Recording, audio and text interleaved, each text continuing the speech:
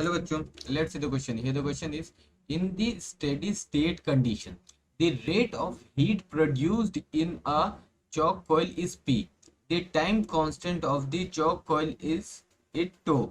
If now the chalk coil is short circuited, then the total heat dissipated in the coil is. Here the option is P. Option A is P tau. Option B is half P2, option C is P2 by ln2 and the option D is P2 ln2. Okay, तो देखो बच्चों, हमें question में क्या पूछा, heat डेसिपिएट। अब देखो, हाँ, अब देखो जो हमारा टाइम कांस्टेंट होता है, जो हमारा टो इज इक्वल टू कितना होता है, टो इज इक्वल टू होता है एल अपॉन आर। तो यहाँ पे हमारा जो inductor L is equal to हो जाएगा आर टू, हमारा कितना हो जाएगा, L is equal to R to.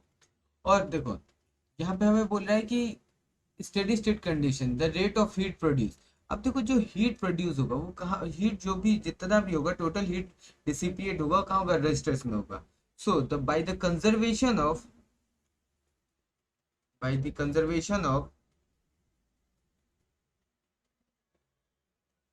Of energy,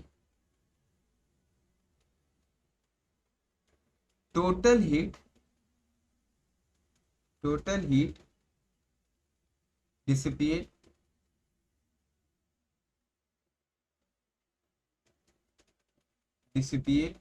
is equal होगा मैक्सिमम एनर्जी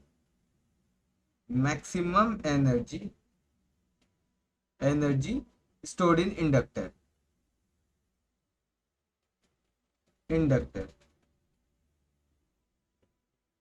तो देखो हमारे यहाँ पे हमें क्या दे रखा है कि हीट जो प्रोड्यूस हो रहा है जो कॉइल में, उसको हम पी से, तो वो कितना होता है, P is equal to I naught square are.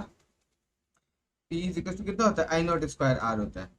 तो आई नॉट का स्क्वायर इज इक्वल टू कितना हो जाएगा, पी बाई आर। ओके, तो देखो हीट डिसिपिएट कितना हो जाएगा, हीट डिसिपिएट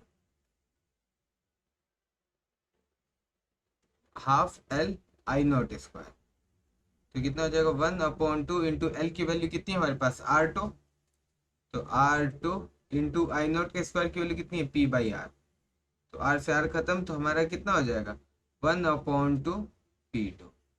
यही होगा हमारा heat dissipate. Now let's check the option is, ये the option A is P2, that is the wrong answer. Option B is 1/2 P2, that is the correct answer, and the option C is P2 by ln2, that also is the wrong answer, and the option D P2 ln2, that also is the wrong answer. So the correct answer is half P2.